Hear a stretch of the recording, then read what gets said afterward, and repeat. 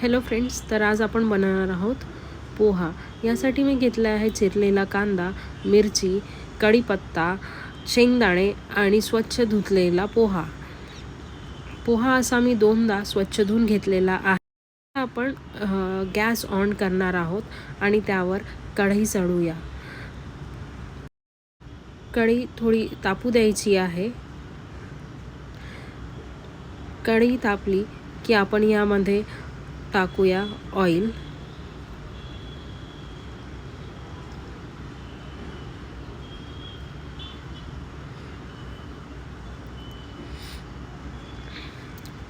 ऑइलला आपण जरा 2 मिनटं गरम झाले की त्यामध्ये शेंगदाणे भाजून घेणार आहोत।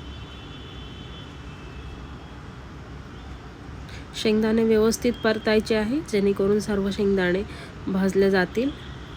शेंगदाणे आता भाजलेले आहेत, आपण याला काढून घेऊया। जर आपण हे शेंगदाणे असेच ठेवले तर ते करपून जातील, त्यामुळे आपण सर्व शेंगदाणे बाहेर काढणार आहोत।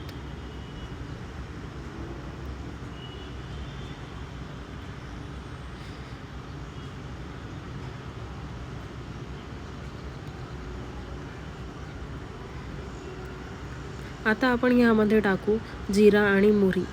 तेल ऑलरेडी गरम होतं, तर आपण या जिरा आणि मोहरी टाकल्या। त्यानंतर आपण यात कढी लिव्स टाकले आहेत आणि चिरलेला कांदा आणि मिरची आपण यात टाकून घेणार आहोत।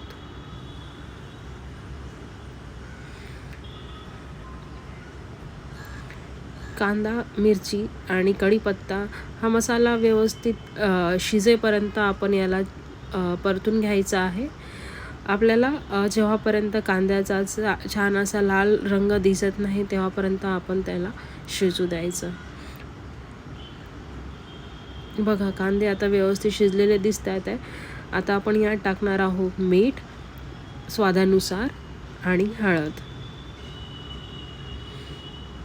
याला परतून घ्यायचं आहे जेणेकरून आपलं मीठ आणि हळद सर्व मसाल्याला लागेल।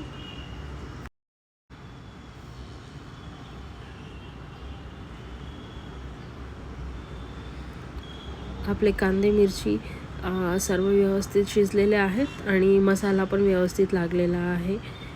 आता आपण यामध्ये टाकणार आहोत धुतलेला पोहा आणि शेंगदाणे।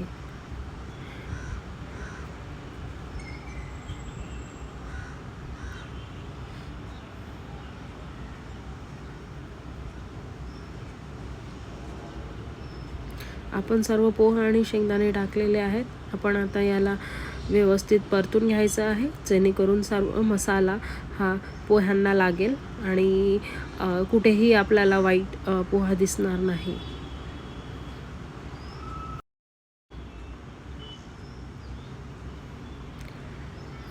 सर्व पोहा मी परतून घेतला आहे।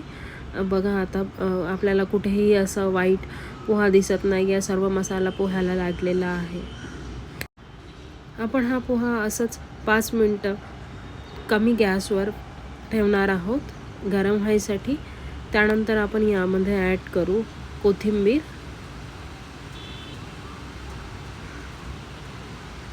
आणि याला जरा पोहा हा थोडा व्यवस्थित गरम होत झाल्यानंतर आपण त्याला परत एकदा परतून घ्यायचा आहे। आता हा आपला पोहा रेडी झालेला आहे। आपण याला एक प्लेटमध्ये काढून सर्व करणार आहोत।